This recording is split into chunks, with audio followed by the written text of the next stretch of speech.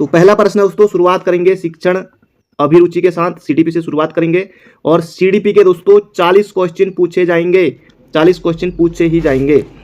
तो पहला प्रश्न दोस्तों यहाँ पर हमारा, स्वामी विवेकानंद के अनुसार शिक्षा का कौन सा उद्देश्य है? ये दोस्तों यहाँ पर आपको बताना है।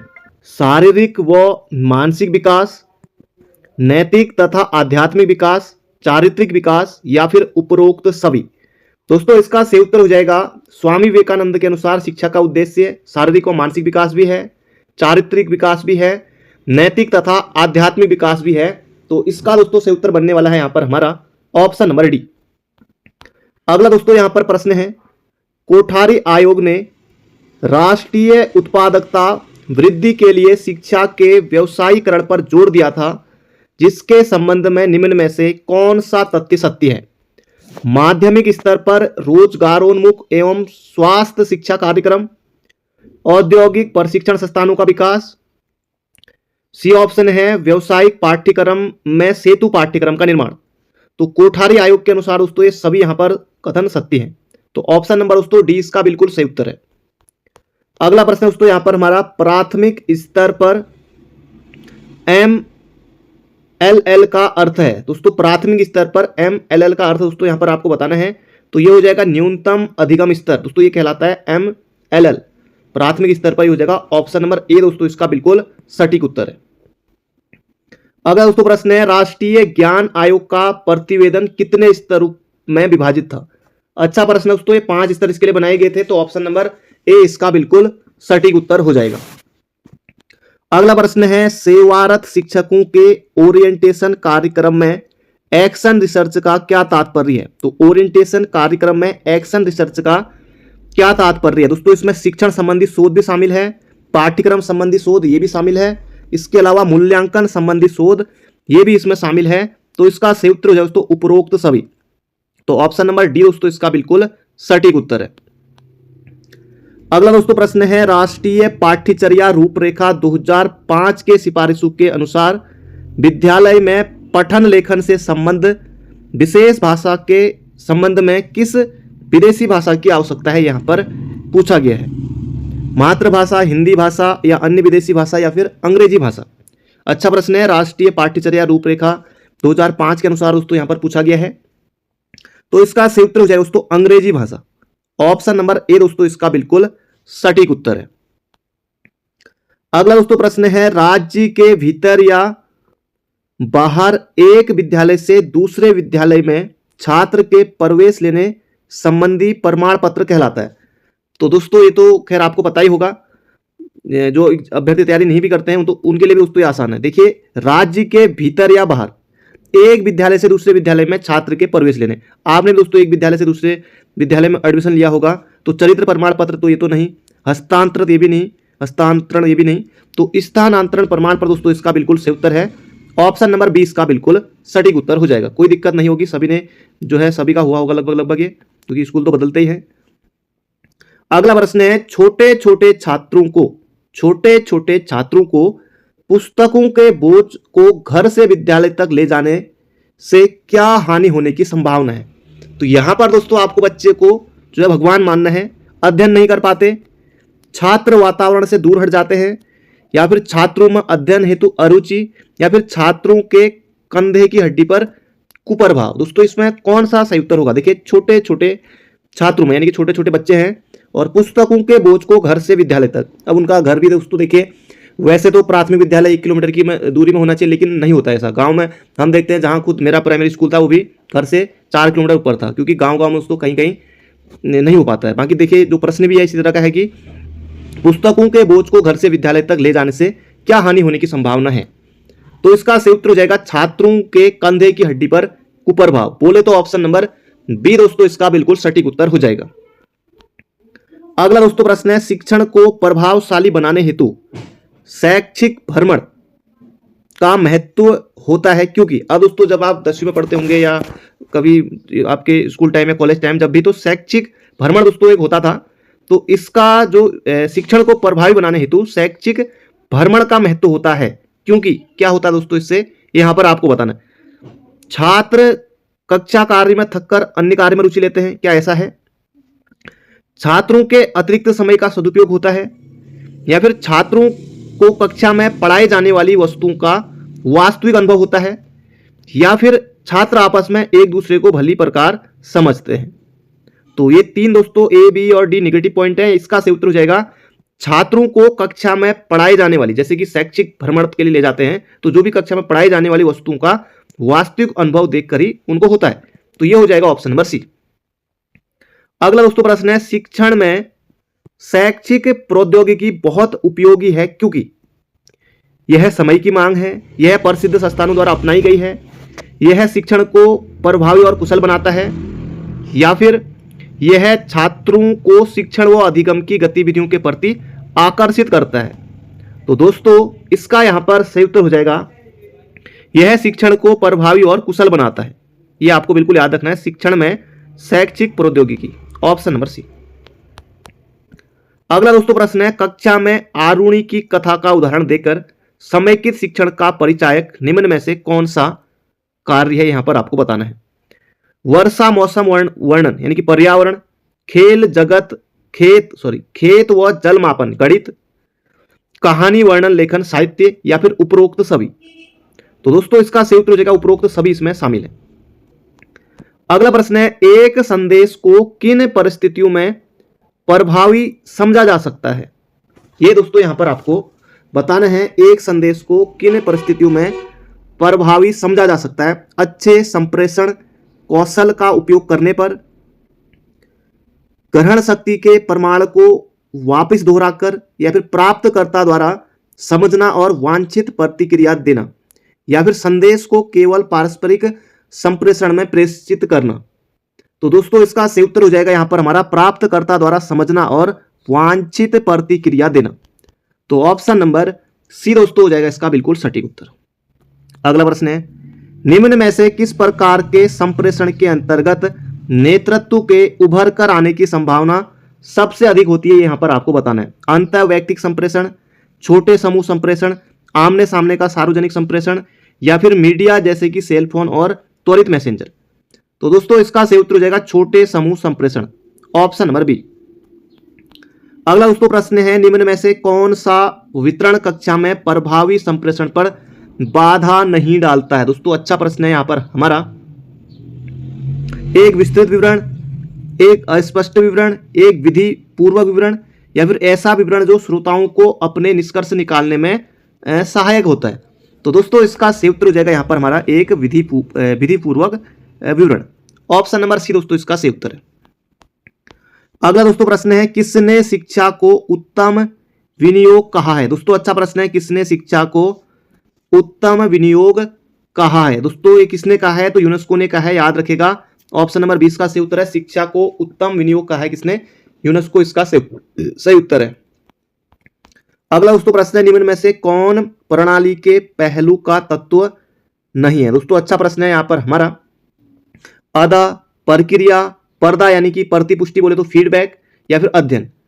तो प्रणाली के पहलू का तत्व नहीं है दोस्तों, कौन सा नहीं है, इसका दोस्तों सही उत्तर बनेगा ऑप्शन नंबर डी अध्ययन। अगला प्रश्न है, श्री सिंह ने अपने विद्यार्थियों को एक ऑनलाइन इतिहास पाठ्यक्रम में नामांकित किया है। इस प्रकार की दूरस्थ शिक्षा को किस रूप में जाना जाता है। क्या ईमेल। दोस्तों ईमेल तो यहां पर आप नहीं करेंगे। वर्चुअल विद्यालय, ट्यूटोरियल, वेब विस्तार, ये भी दोस्तों नहीं। वर्चुअल विद्यालय दोस्तों इसका सही उत्तर हो जाएगा, क्योंकि ऑनलाइन इतिहास पाठ्यक्रम में नामांकित किया है तो दूरस्थ शिक्षा है, क्योंकि घर बैठे ही पढ़ रहे हैं, तो वर्चुअल विद्यालय इसका सही उत्तर हो जाएगा ऑप्शन नंबर डी। अगला प्रश्न है, आईसीटी के कम्युनिकेशन टूल्स किस नाम से जाने जाते हैं। अच्छा प्रश्न है दोस्तों, ये हो जाएगा वेब 2.0 या 2.0, इसका सही उत्तर हो जाएगा ऑप्शन नंबर ए। अगला प्रश्न है, सर्वप्रथम अध्यापकों का कक्षा द्वारा मूल्यांकन कहां प्रारंभ हुआ। दोस्तों अच्छा प्रश्न है, सर्वप्रथम अध्यापकों का छात्रों द्वारा मूल्यांकन कहां से प्रारंभ हुआ।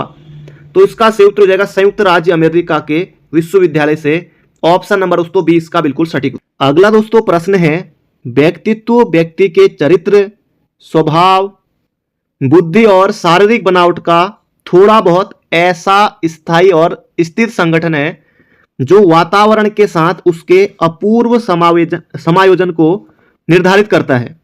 उपरोक्त कथन निम्न में से किससे संबंधित है। तो दोस्तों इसका सही उत्तर यहां पर हो जाएगा हमारा ऑप्शन नंबर सी, आई जैंक का है, बहुत ज्यादा महत्वपूर्ण है। ऑप्शन नंबर सी इसका बिल्कुल सटीक उत्तर है। अगला प्रश्न है, शिक्षक किस प्रकार सर्जनात्मक आकलन से लाभान्वित होते हैं? तो कैसे दोस्तों होते हैं, यहां पर पूछा गया है। अभिभावक एवं शिक्षार्थी के ध्यान से शिक्षक परिचित, भावी शैक्षिक अनुभव एवं योग्यता का इस्तेमाल। ऑप्शन नंबर सी है विद्यार्थी की समस्या का निदान एवं उपचार में सहायक, या फिर ऑप्शन नंबर डी है उपरोक्त सभी। दोस्तों शिक्षक किस प्रकार सर्जनात्मक आकलन से लाभान्वित होते हैं? तो उपरोक्त सभी दोस्तों इसमें शामिल है, ये सभी चीजें इसमें आ जाएंगी।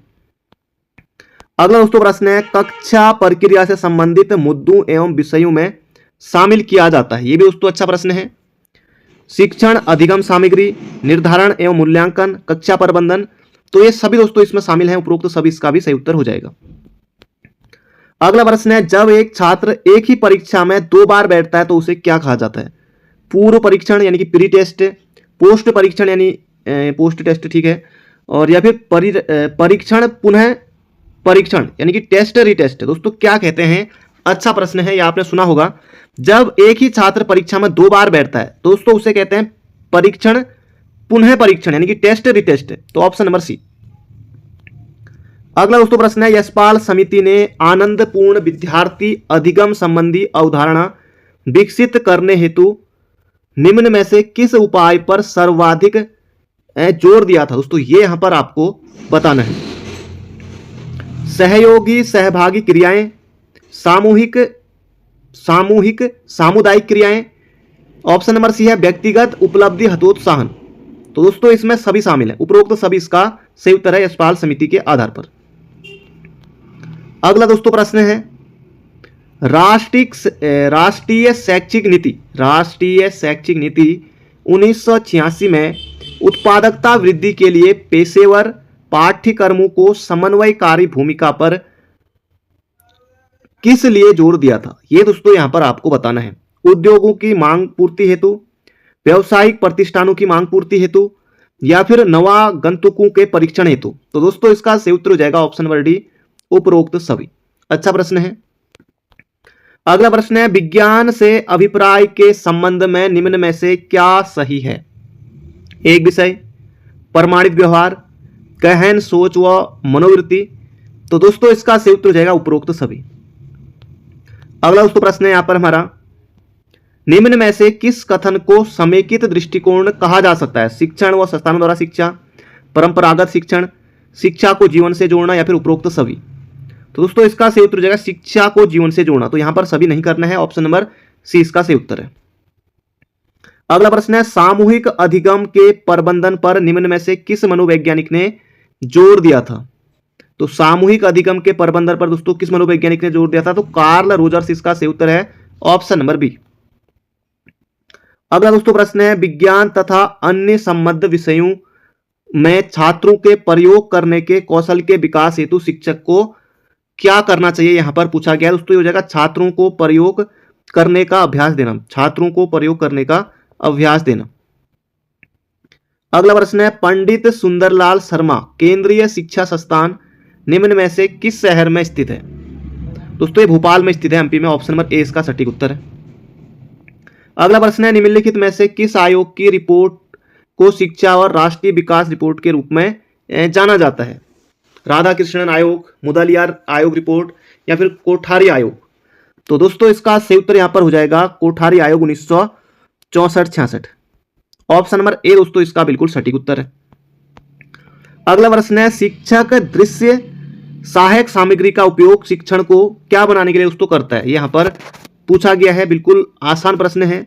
रुचिकर, निष्क्रिय, तीव्र, जटिल। अब दोस्तों यहां पर देखिए, शिक्षक है, एक टीचर है, दृश्य मतलब कि देखने वाली सहायक सामग्री का उपयोग शिक्षण को दोस्तों जटिल तो नहीं बनाएगा, निष्क्रिय भी नहीं करेगा, तीव्र भी नहीं, तो रुचिकर बनाने के लिए ही ये चीजें होती हैं। तो ऑप्शन नंबर ए इसका सही उत्तर होगा। अगला प्रश्न है, विद्यार्थी को तीव्र बुद्धि, मध्यम बुद्धि और मंद बुद्धि के रूप में आकलन का आधार उसकी सीखने की क्या है? दोस्तों ये क्या है? गति है, योग्यता है, व्यक्तित्व है, रुचि है। दोस्तों इसका सही उत्तर हो जाएगा गति है। ऑप्शन नंबर ए इसका बिल्कुल सटीक उत्तर है। अगला प्रश्न है, एक शब्द का व्यक्तिपरक अर्थ होता है, इसका क्या सूचक अर्थ है? प्रत्यक्ष अर्थ है, गुणबोधक अर्थ है या फिर विलोम है? तो दोस्तों इसका सही उत्तर यहां पर हो जाएगा यहां पर हमारा गुणबोधक अर्थ, ऑप्शन नंबर डी। अगला प्रश्न है, शैक्षिक संदर्भ में निष्पादन का कार्य निम्न में से कौन सा उद्देश्य नहीं है? पदोन्नति, पुरस्कार, नियुक्ति या फिर स्थायीकरण? तो दोस्तों इसका सही उत्तर हो जाएगा नियुक्ति, इसमें शामिल है। ऑप्शन नंबर ए इसका बिल्कुल सटीक उत्तर है। अगला प्रश्न है, एक राज्य की राजधानी चुनाव कराते समय जनसेवा, स्थान, बाजार एवं जलवायु जैसे कारकों का ध्यान रखना निम्न में से किस प्रकार का विकल्प है? वस्तुनिष्ठ, विकल्प प्रकार या फिर बहुविकल्प प्रकार या फिर एकल विकल्प प्रकार? तो दोस्तों इसका यहां पर सही उत्तर हो जाएगा बहुविकल्प प्रकार। अगला प्रश्न है, व्यवसायिक निर्देशन अथवा गाइडेंस की भूमिका है संवेगात्मक, भावात्मक, व्यक्तिगत, मानसिक, क्रियात्मक, व्यवहारात्मक? तो दोस्तों इसका सही उत्तर हो जाएगा ये सभी इसमें शामिल हैं व्यवसायिक निर्देशन अथवा गाइडेंस की भूमिका में। आगे बढ़ते हैं। मानव संसाधन विकास मंत्रालय द्वारा स्थापित की गई समितियों में भारतीय प्रौद्योगिकी संस्थानों की स्वायत्तता की अनुशंसा की गई। प्रोफेसर अनिल काकोदकर, प्रोफेसर यशपाल या फिर सैम पित्रोदा? दोस्तों अच्छा प्रश्न है और इसका सही उत्तर हो जाएगा प्रोफेसर अनिल काकोदकर। अगला दोस्तों प्रश्न है, शिक्षण की प्रारंभिक अवस्था की शुरुआत में छात्रों की अवबोधन दुर्बलता मूल्यांकन में किस प्रक्रिया की सहायता ली जाती है? तो दोस्तों इसका सही उत्तर हो जाएगा निदानात्मक। अगला दोस्तों प्रश्न है, शिक्षण अधिगम प्रक्रिया के दौरान छात्रों में अधिगम विकास हेतु अध्यापक को क्या करना चाहिए? दोस्तों ये यहां पर पूछा गया है। दोस्तों अच्छा प्रश्न है, एग्जाम में पूछे जाने की संभावना है और इसका दोस्तों सही उत्तर हो जाएगा यहां पर हमारा शिक्षण को रोचक बनाना, इसलिए दोस्तों ये सब चीजें की जाती हैं।